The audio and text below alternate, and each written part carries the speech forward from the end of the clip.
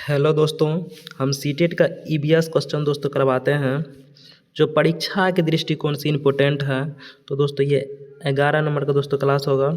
और जितने भी दोस्त सीटेट का तैयारी करते हैं मार्केट जाइए, किरण पब्लिकेशन का नोट बुक लेके आइए और उससे दोस्तों टेस्ट लगाइए हम कितना मार्क ले आ पाते हैं। और दोस्तों जो भी दोस्त अभी मेरे वीडियो पर आए हैं, ये वीडियो दोस्तों बहुत इम्पोर्टेंट है। आप सही जगह आए हैं दोस्तों, क्योंकि दोस्तों हम कंटेंट क्लास करवाते हैं।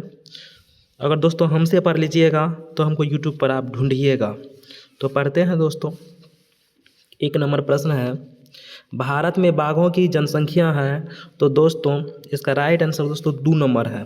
पिछले 12 वर्षों में लगभग दोगुनी हुई है बाघों की जनसंख्या। इसका राइट आंसर ये है। पिछले दशक में घट गई है, नहीं दोस्तों। दशक होता है 10 वर्ष का, इस बात को याद रखिएगा। और शताब्दी होता है 100 वर्ष का। लुप्त होने के कगार तक घट गई है, नहीं दोस्तों। बाघों की संख्या इस 12 वर्षों में दोगुनी हुई है, लगभग अस्थायी, किंतु अभी भी घट रही है, नहीं दोस्तों। बाघ की जनसंख्या अभी बढ़ा है दोगुना 12 वर्षों में इधर आगे। नेक्स्ट प्रश्न दोस्तों देखते हैं। 2 नंबर दोस्तों प्रश्न है, सुलभ द्वारा रचित स्वच्छता की सुविधाओं का उपयोग प्रतिदिन 1 करोड़ से ज़्यादा लोग द्वारा किया जा रहा है। सुलभ अंतर्राष्ट्रीय के संस्थापक कौन हैं? इस बात को याद रखिएगा। सुलभ अंतर्राष्ट्रीय के संस्थापक कौन हैं? तो बिंदेश्वरी पाठक इसका राइट आंसर है, ये नहीं है। इसका राइट आंसर दोस्तों 1 नंबर के साथ दोस्तों लॉक हो जाएंगे। नेक्स्ट प्रश्न देखते हैं। 3 नंबर का दोस्तों प्रश्न है, घर में गर्मी, सर्दी, बरसात और धूल से बचाता है। घर है दोस्तों घर हमें सर्दी, गर्मी, बरसात एवं धूल से बचाता है। कारबा इसको कैरेवेन कहते हैं। डैश पर एक घर होता है। तो दोस्तों किस पे एक घर होता है? पहिए पर होता है। घर हमें दोस्तों सर्दी से बचाते हैं, गर्मी से बचाते हैं, बरसात से बचाते हैं। लेकिन कैरेवेन जो घर है वो पहिए पर होता है, इस बात को याद रखिएगा।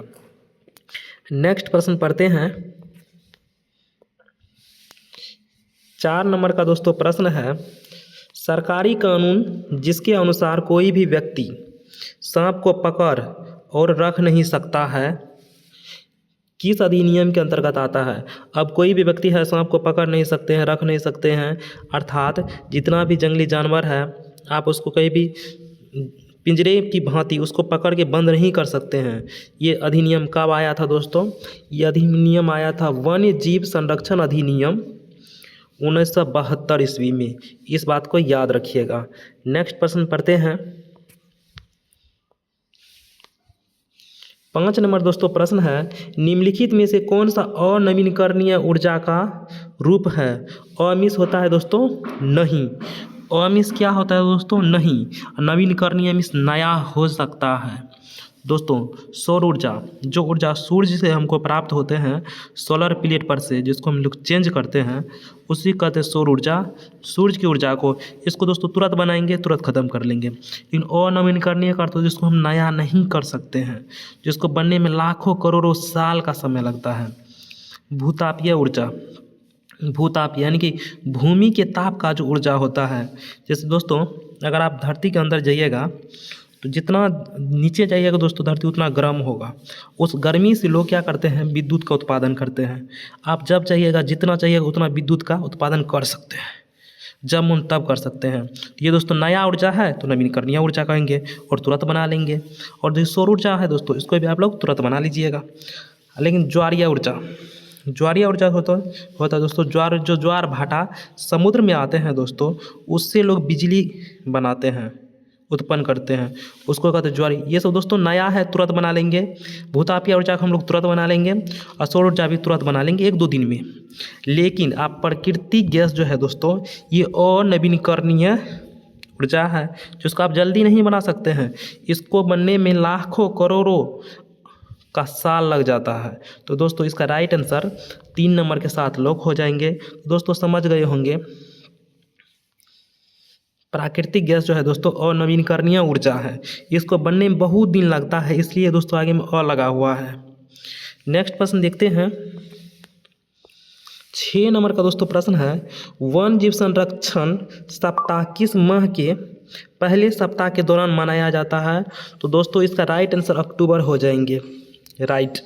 नेक्स्ट प्रश्न देखते हैं। इसको दोस्तों अच्छा से समझने का कोशिश कीजिएगा, प्रयत्न कीजिएगा। इसको दोस्तों पहले काट देते हैं। पढ़ते हैं दोस्तों पहले।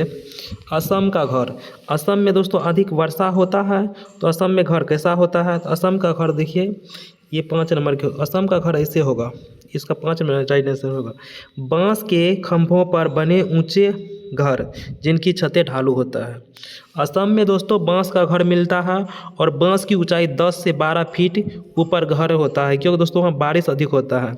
इस बात को याद रखिए, असम में घर बांस पर होता है और ऊपर होता है।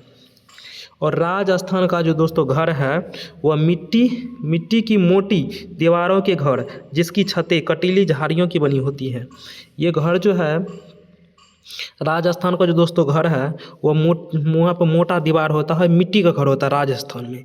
राजस्थान में क्योंकि दोस्तों वहाँ गर्मी अधिक पड़ते हैं, क्योंकि वहाँ दोस्तों थार रेगिस्तान है, बालू है।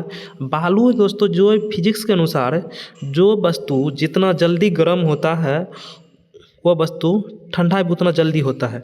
तो बालू है दोस्तों अधिक गर्म हो जाते हैं जल्दी, ठंडा भी हो जाते हैं जल्दी।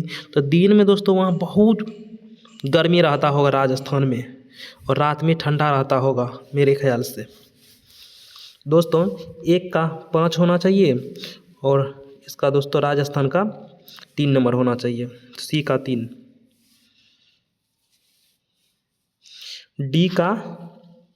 डी का दोस्तों 3 नंबर, डी का 3 नंबर है, ये 5 नंबर है। बी का 1 नंबर, बी का दोस्तों 1 नंबर। लेह लद्दाख जो है, लेह लद्दाख में दोस्तों घर पत्थर के बने जिसकी फर्श और छतें लकड़ी की बनी होती है। कहाँ दोस्तों? लद्दाख का। दोस्तों घर के बारे में सीटेट में पूछ लिया जाता है। उसके बाद सी नंबर देखिए, सी का 2 नंबर है। 2 नंबर में घर कैसा है दोस्तों? मनाली में घर कैसा है? मनाली का 2 नंबर घर होगा। पत्थर लकड़ी के बने घर जिसकी छतें ढालू होते हैं, इस बात को याद रखिएगा दोस्तों। आप लोग दोस्तों 2 घर याद रख सकते हैं। असम में घर कैसा होगा? बांस पे होगा। घर की ऊंचाई ज़मीन से 10 से 12 फीट ऊपर होगा, क्योंकि वहाँ दोस्तों वर्षा अधिक होते हैं। और राजस्थान में घर दोस्तों मिट्टी का होगा, क्योंकि वहाँ दोस्तों गर्मी बहुत पड़ते हैं दिन में। तो दोस्तों समझ गए होंगे, इसका 1 नंबर दोस्तों राइट आंसर है। नेक्स्ट प्रश्न दोस्तों देखते हैं। 8 नंबर दोस्तों प्रश्न है, नौसेना की परेड में लीडर के पीछे चलने वाली टुकड़ियों की संख्या होती है दोस्तों, ये 4 होते हैं। इसका राइट आंसर दोस्तों 2 नंबर के साथ दोस्तों लॉक हो जाएंगे। नेक्स्ट प्रश्न दोस्तों देखते हैं। 9 नंबर दोस्तों प्रश्न है, निम्नलिखित में से कौन सा केंद्र शासित प्रदेश बंगाल की तट के साथ स्थित है दोस्तों? ये दोस्तों है बंगाल के तट का साथ उसका सीमा लगना चाहिए, तो ये है पुदुचेरी। इसका राइट आंसर दोस्तों 3 नंबर के साथ दोस्तों लॉक हो जाएंगे। दोस्तों सभी प्रश्न दोस्तों VBA है और सीटेट एग्जाम के दृष्टिकोण से बहुत इम्पोर्टेंट है दोस्तों। नेक्स्ट प्रश्न देखते हैं। 10 नंबर का दोस्तों प्रश्न है, निम्नलिखित में से कौन से सर्वाहारी है जो सब कुछ खाते हैं? तो दोस्तों सर्वाहारी, यहाँ बाघ जो है ना दोस्तों रोटी सब्जी नहीं खाएगा, इस ऑप्शन को काट दीजिए। बकरी जो है मांस नहीं खाएगा, इस ऑप्शन को काट दीजिए। खरगोश जो है मांस नहीं खाएगा, इस ऑप्शन को काट दीजिए। एक सीटेट दोस्तों 10 नंबर प्रश्न का उत्तर 1 नंबर सही माने हैं। ये सीटेट के अनुसार दोस्तों हम पढ़ाते हैं, तो सीटेट दोस्तों इसका 1 नंबर आंसर सही माने हैं। इसका राइट आंसर 1 नंबर है। सीटेट दिया है, सभी बच्चे को मार्क भी दिया होगा। सीटेट के अनुसार इसका 1 नंबर राइट आंसर है।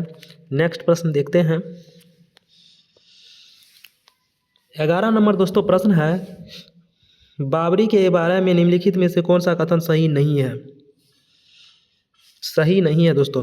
बाबरी दोस्तों एक तरह का पोखर होता है, पोखर, इसमें सीढ़ी नुमा ढाल होता है दोस्तों, इसमें दोस्तों पानी होता है।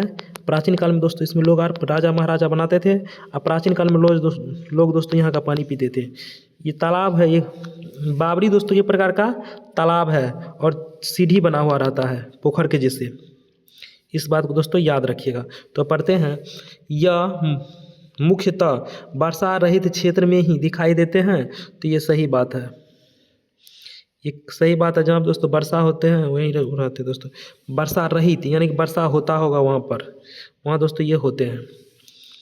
यह वर्ष के पानी के भंडारण और संरक्षण की पारंपरिक प्रणाली है। पारंपरिक में होता है कि बहुत दिनों से जो चला आ रहा है, ये सही बात है। इसमें पानी का भंडारण होता है, इसमें दोस्तों पानी रहता है और इसका पानी लोग पीने के लिए उपयोग करते थे पहले। इनका उपयोग सामुदायिक संसाधन के रूप में किया जाता है, बिल्कुल सही बात है। तो सभी लोग इसका पानी पीते थे। ये बाबरी का, बाबरी में सीढ़ियों ज़मीन के नीचे गई मंजिल तक जाती है, ये भी सही बात है, नीचे मंजिल जाते हैं। परंतु किसी को भी सीढ़ियों तक नीचे पानी तक जाने की अनुमति नहीं होती है, ये दोस्तों गलत बात है। यहाँ दोस्तों सभी को पानी पीने के लिए दिया जाता था, सभी लोग पानी पीने के लिए जाते हैं। और बोलते इस ऑप्शन में दोस्तों कहते हैं सीढ़ियों तक नीचे पानी तक जाने की अनुमति नहीं होता है, ये दोस्तों गलत है ना। तो गलत का ही आंसर होगा यहाँ पर, क्या नहीं है तो नहीं। सीढ़ियों, सभी लोग को दोस्तों पानी पीने के लिए दिया जाता था, सभी लोग जाके पानी पीते थे। नेक्स्ट प्रश्न देखते हैं। 12 नंबर दोस्तों प्रश्न है, पोचमपल्ली हमारे ही देश के एक राज्य का जिला है। यह जिला अपनी सुंदर चमकीली रंग बिरंगी साड़ियों और विशेष प्रकार की बुनाई के लिए प्रसिद्ध है। यह जिला किस राज्य का भाग है? तो दोस्तों ये जिला तेलंगाना का भाग है। दोस्तों इसका राइट आंसर तेलंगाना हो जाएंगे। इस बात को दोस्तों याद रखिएगा, वेरी इंपॉर्टेंट प्रश्न है। ये प्रश्न दोस्तों सीटेट में कई बार आप पूछ चुके हैं सीटेट। इसका राइट आंसर दोस्तों 4 नंबर के साथ लॉक हो जाएंगे। नेक्स्ट प्रश्न दोस्तों देखते हैं, वायुमंडल के किस परत में उल्कापिंड जल जाते हैं? वायुमंडल में उल्कापिंड दोस्तों जल जाती है, मध्य मंडल में जल जाते हैं। किस वायुमंडल में दोस्तों जहाज उड़ाए जाते हैं? समताप मंडल में जहाज उड़ाए जाते हैं। बादल आर जितना भी घटना है, प्राकृतिक घटना किस में होता है? क्षोभ मंडल में होता है। जहाज दोस्तों समताप मंडल में उड़ाए जाते हैं, उल्कापिंड मध्य मंडल में आके जम जाते हैं और मध्य मंडल में ही सूर्य का तापमान तेज़ी से बढ़ता है। मध्य मंडल के बाद सूर्य का तापमान तेज़ी से बढ़ने लगता है, इस बात को याद रखिएगा। मध्य मंडल में उल्कापिंड जल जाते हैं बिल्कुल। जो बड़ा उल्कापिंड आते हैं वो धरती से टकरा जाते हैं, इस बात को याद रखिएगा। छोटा उल्कापिंड मध्य मंडल में आके जल जाते हैं। दोस्तों यह धरती से लेकर के पूरा मंडल की ऊंचाई है 1600 किलोमीटर तक। 1600 किलोमीटर तक का दोस्तों वायु की ऊंचाई है धरती से। बहिर्मंडल जहाँ दोस्तों रेडियो तरंग वापस आते हैं यहीं से, बहिर्मंडल वायुमंडल से। समझ गए हैं दोस्तों। जहाज दोस्तों किस मंडल में उड़ाए जाते हैं? एरोप्लेन समताप मंडल में, इस बात को याद रखिएगा। नेक्स्ट प्रश्न देखते हैं।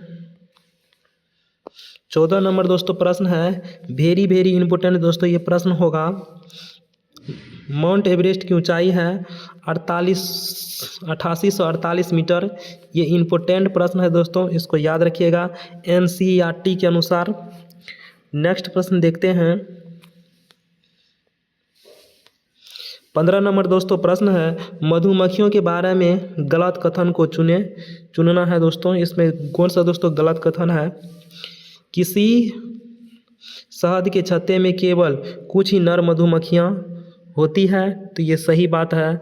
छत्ते में कुछ ही नर मधुमक्खियाँ होती है, ये सही बात है, इसको याद रखिएगा। किसी छत्ते में केवल एक ही रानी मधुमक्खी होती है जो अंडे देती है, ये बिल्कुल सही बात है। छत्ते बनाने के लिए नर मधुमक्खी महत्वपूर्ण नहीं होते हैं, ये भी बिल्कुल करेक्ट बात है। नर मधुमक्खी कोई काम नहीं करता है। नर मधुमक्खी कोई काम करता ही नहीं है। और छत्ते में कुछ नर मधुमक्खी होते हैं, बहुत नहीं होता, कुछ होता है। नर मधुमक्खियाँ रस की खोज में फूलों के चारों ओर नाचती है, ये गलत बात है। नर जो मधुमक्खी है ये कोई भी काम नहीं करता है। नर मधुमक्खी बैठे रहता है, पूरा बैठे रहता है नर मधुमक्खी, ये कोई काम। मादा मधुमक्खियाँ फूलों से शहद के लिए रस एकत्र करती, ये सही बात है। ये दोस्तों गलत है यहाँ तक। नर मधुमक्खी कोई काम नहीं करता है, नौ से नर, नौ से नल्ला होता है, बैठे रहता है, कुछ भी नहीं करता है। दोस्तों ये गलत है, तो गलत का ही आंसर गलत राइट हो जाएगा। दोस्तों वीडियो हो गया ख़त्म। लाइक करें, सब्सक्राइब करें, शेयर करें, सपोर्ट करें।